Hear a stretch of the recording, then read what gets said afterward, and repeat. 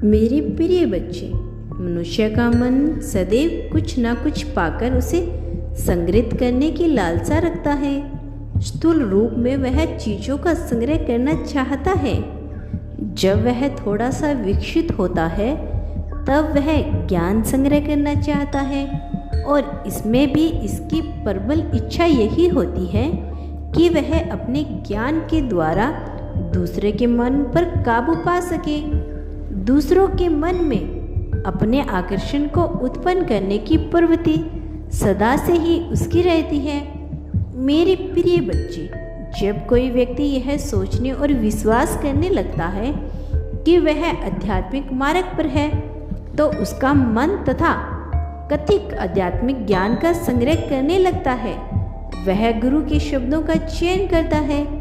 वह हर चीज में ज्ञान को ढूंढने लगता है। इसकी प्रबल भावना यही होती है कि वह हर चीज को एक ऐसे दैवीय लोक से जोड़ ले जिसके बारे में अन्य लोगों को विशेष ज्ञान हो। इस तरह से वह अपने आप क्रोध मनाने का कार्य कर देता है, किंतु इससे कोई फर्क नहीं पड़ता, क्योंकि मनुष्य का मन इतना चंचल है। वह सदा कुछ न कुछ पाने की चाह रखता है, और वास्तव में दैवीय मनुष्य वही होता है जो पाने से ज़्यादा चीज़ों को बांटने की प्रवृत्ति रखता है। जिस व्यक्ति के मन में बांटने की भावना प्रबल हो जाती है, फिर वह चाहत से ऊपर उठ जाता है। फिर वह वर्तमान में जीवन को जीने लगता है, और यही जीवन जीने की सर्वोत्तम कला है। इस संसार में हिंसा बड़ी बड़ी है, लेकिन भ्रष्टाचार लोगों के मन को खाया जा रहा है, और यही उनके भीतर भी तथाकथित तौर पर हिंसा को उत्पन्न कर रहा है। किंतु तुम इससे अलग हो, तुम हिंसा से अलग हो, तुम हिंसा की भावना से अलग हो। तुम अभी तक भ्रष्टाचार से मुक्त हो। भले ही छिछली तौर पर यह तुम्हें भ्रष्टाचार लगी, लेकिन तुम्हारे अंतर मन ने इसे बचने की प्रवृत्ति रखता है और यही प्रयास करता है।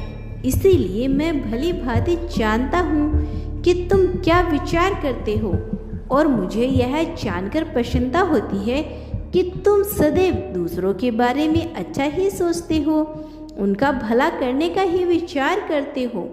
विडंबना यह है कि परिस्थिति ऐसी बन जाती है, तुम्हें थक हार कर दूसरों का बुरा सोचना पड़ता है, जबकि तुम ऐसा चाहते नहीं हो, किंतु तुम्हारे मन में ऐसी प्रवृत्ति जन्म लेती है।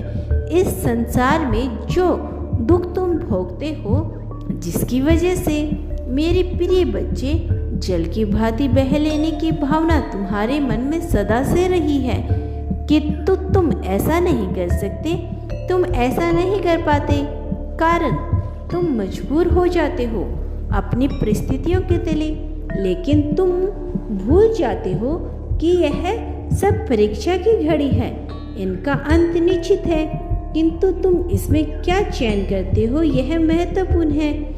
यदि किसी व्यक्ति को दौड़ने का शौक हो और उसके पास बागान ना हो, कोई पार्क ना हो, फिर भी वह दौड़ने की चाह रखता है, तो वो प्रकृति उसे एक ऐसी जगह भेज देती है जहाँ उसे ऐसा वातावरण मिल जाए।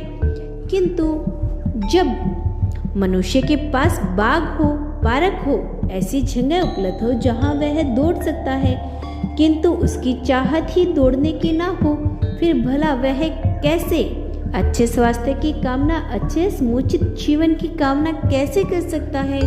क्योंकि एक ही तत्व के कई तत्व निर्धारित करता है। मनुष्य इस बात को समझता नहीं है, किंतु यही उसके जीवन को तय करती है। वह किस कार्य को कैसे संपादित करता है, कैसे उसे संचालित करता है, कैसे उस कार्य को संपन्न करता है, उससे उसका जीवन निर्धारित हो जाता है। भले ही उसको ऐसा ज्ञान न हो, किंतु होता यही है।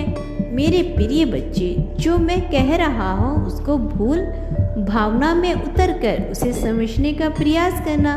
जब तक तुम इसकी मूल भावना में नहीं उतरोगे, तुम यह जान नहीं पाओगे कि कौन सा रहस्य बात मैं तुमसे कर रहा हूँ। मैं जानता हूँ तुम प्रेम की चाह रखते हो। जानता हूँ तुम प्रेम को जानने की चाह रखते हो, प्रेम से जीवन को चलाने की चाह रखते हो।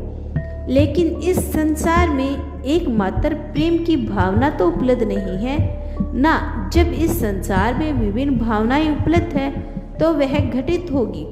प्रेम, राग, द्वेष, अनुराग, विद्रोह, नफरत, ईर्ष्या, जलन, यह सब ही रहेगा।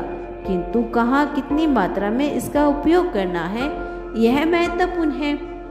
भय चला जाए यह हो नहीं सकता, किंतु भय का उपयोग किस प्रकार से कहाँ करना है यह महत्वपूर्ण है। जो मनुष्य सदैव भयभीत रहता है उसे स्वर्ग भी प्रदान कर दिया जाता है तो वह कभी सुखी नहीं रह सकता। जो मनुष्य भविष्य की कामना में डूबा रहता है, अतीत का पछतावा ही करता रहता है, वह भला बेहतर जीवन की कामना कैसे कर सकता है। ये विडंबना है कि मनुष्य दुखी होते हुए भी सुख की कामना करता है, सुख का प्रयास ना करते हुए भी सुख की कामना करता है। क्या यह संभव है? क्या बबूल का पेड़ लगाकर आम का फल प्राप्त किया जा सकता है? यदि नहीं तो नियमों से चलने वाला इस संसार में भला दुख की भावना से ग्रसित होकर मनुष्य को सुख कैसे प्रदान कर देगा। मेरे प्रिय बच्चे, यदि तुम सुख की भावना से ओतप्रोत होना चाहते हो तो सुख की भावना को अपने जीवन में उतारने का प्रयास करो। सुखी मनुष्य ही सुख की पाने की चाह रख सकता है। सुख को आकर्षण करने के लिए, उसे आकर्षित करने के लिए सुख की भावना में अपने आप को भिगो लेना होगा। वर्तमान में जीने का प्रयत्न करो। यही वो क्षण है, यही वह सच्चाई है जिसका तुम्हें सामना करना है। इसके अलावा इस संसार में सब कुछ व्यर्थ का है, सब कुछ बेमना है। तो मानो या ना मानो, इसमें सच्चाई में कोई फर्क नहीं पड़ेगा। मेरे प्रिय बच्चे, इस संसार में जो मनुष्य संग्रह करने का प्रयास करता है वह अंत में कुछ भी संग्रह कर पाता है। मेरे प्रिय बच्चे, जो मनुष्य केवल इकट्ठा करने की भावना रखेगा वह कैसे कुछ भी अपने पास रख पाएगा, जबकि इस संसार में सब कुछ चला है। मान है कुछ आज है तो कल कुछ नहीं रहेगा, और जो नहीं रहेगा उसे अपने पास संग्रहित करने की भावना भला कोई कैसे कर सकता है। उसके भीतर तो अधूरापन आएगा ही, चाहे वह कुछ भी कर ले। अधूरापन से वह बच नहीं सकता। संग्रह करने में बुराई नहीं, लेकिन इसके पीछे कौन सी भावना प्रबल रूप से कार्य कर रही है यह बहुत महत्वपूर्ण है। मेरे प्रिय बच्चे, असीमित चीज़ों के साथ अपने आप को जोड़ लेने वाला मनुष्य कहीं भी नहीं टिकता। जिन चीज़ों की आवश्यकता नहीं, भले उनके पास बचाकर क्यों रखे हुए हो, उसे तो ध्यान कर दो या बेच दो। उसका पूर्ण रूप से किसी भी प्रकार से त्याग कर दो। केवल वही चीज़ अपने पास रखो जो अनिवार्य है। तुम्हारा कल्याण हो मेरे बच्चे, तुम्हारा दिन मंगलमय हो।